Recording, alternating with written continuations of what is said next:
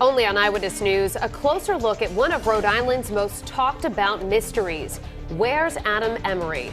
The convicted killer and his wife disappeared more than 20 years ago, but state police tell us this case isn't over yet. In fact, we've learned they're taking new steps to track Adam Emery down. And tonight, in a rare TV interview, I sit down with the victim's family. They tell me that's something they've been waiting for now for a quarter of a century. The divers went into the water near the center of the Newport Bridge. It's a question that's haunted Rhode Island since November 10th, 1993. Did Adam Emery and his wife Elena jump to their deaths from the Newport Bridge? We don't know because we don't have his body. We certainly can prove that his wife did. The couple may have jumped to their deaths here. Elena's remains were found in Narragansett Bay less than a year later. No sign of Adam has ever been uncovered. How do you find the defendant? Guilty. Just hours before disappearing, Adam Emery was convicted of second-degree murder in a road rage incident. In August of 1990, he and his wife were having dinner at a seafood stand when their car was sideswiped by another vehicle. According to prosecutors, Adam was enraged and chased the wrong car, one driven by 20-year-old Jason Bass. Emery grabbed onto Bass's car and stabbed the innocent man to death. In a controversial move, Emery was allowed to remain free on bail until a formal sentencing. Hours later, he and his wife were spotted at a fast food restaurant and a sporting goods store where they bought diving weights. Then they disappeared, their car found on the Newport Bridge. So you bought weights to weigh yourself down. If that's what you're going to do, those weights would be on your body. So if you're that bent on killing yourself, why weren't they strapped to you to make sure that you sink? In 2004, a judge declared Adam Emery deceased. But 6 years later, he was back on America's Most Wanted list with a warrant for his arrest. In this particular case, what resonated well after talking to you, we don't know if this person's dead. We've had leads in the past, a very long time ago, but I also remember Woody Bulger very vividly. That Woody Bulger, there were a lot of people that thought Woody Bulger was dead. But then 15 years later, you find him. My family and I, we still believe that Adam is out there somewhere. Jason's brother Ray says even though it's been more than a quarter of a century, the pain is still deep. We want to see it ended. You know, it's a lot of baggage to carry around with you for 26 years, you know, and I would love to see my sister get closure, my parents, my mom, you know, God forbid that she should die without having that closure, you know, and it just hurts so much. Cynthia Bass was only 9 when Jason died. She remembers her uncle as a giving person.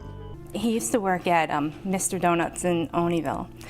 A gentleman had walked in, a homeless man, and he wasn't wearing any shoes. So Jason, after his shift, took the shoes off his feet and gave it to the man. Cynthia also remembers the anger and pain and says time does not heal all wounds for her family. How do you want to move forward with this? What do you want to happen? Just closure, whatever it is, if he's still alive or if he's gone, just needing to know, just needing an answer.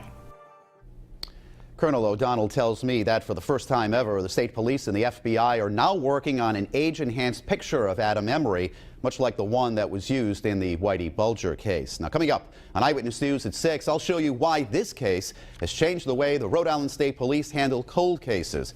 Where's Adam Emery continues on Eyewitness News at 6. Only on Eyewitness News, a closer look at one of Rhode Island's most talked about mysteries. Where's Adam Emery? Adam and his wife Elena disappeared more than 20 years ago after he was convicted of second-degree murder.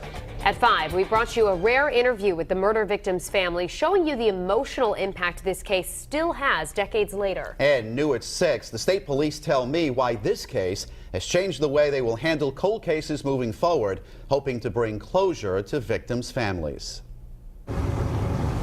The divers went into the water near the center of the Newport Bridge. It's a mystery that has lingered on for more than a quarter of a century. You never take somebody off the most wanted list if there's no closure to it. The couple may have jumped to their deaths here. Where is Adam Emery? Either they're found or they're dead. Adam Emery allegedly jumped off the Newport Bridge with his wife Elena after he was convicted of second-degree murder. Guilty.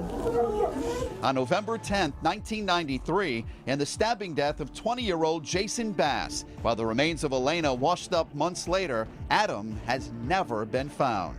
The takeaway is great for me as the future goes to start looking at some cold cases, and it was crystal clear from listening to the interviews of the victim's family. You can't let it go. Colonel Stephen O'Donnell says this case is now changing the way the Rhode Island State Police look at the victims of cold cases. And if there's a way of looking at a case file and seeing something that may resonate, all the things that happened at trial lead you to believe that at least Adam Emery didn't jump off that bridge. Ray Bass says the case is still raw for his sister Diana. My sister so much wants closure. It hurts her so much. Even to this day, it bothers her. She's got a lot of anger inside because of this. Diana remembers the last time she saw Jason. So he came over my house and had dinner, and that was the last time I saw him. He said he was going to come back, but he didn't make it back. Jason's niece Cynthia tells me after 26 years, her family needs closure. They often feel like they were forgotten through everything. They feel like they always had to remind everyone that they are the victims, that Jason was the victim. I can't remember what I did a week ago, and they remembered specifics the day that happened. That's burned in their psyche forever.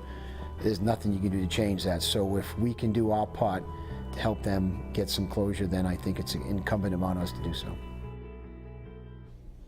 Colonel O'Donnell tells me this case has opened his eyes to the pain and frustration the Bass family has experienced. O'Donnell says he hopes to bring some closure to the Bass family and other families of cold cases.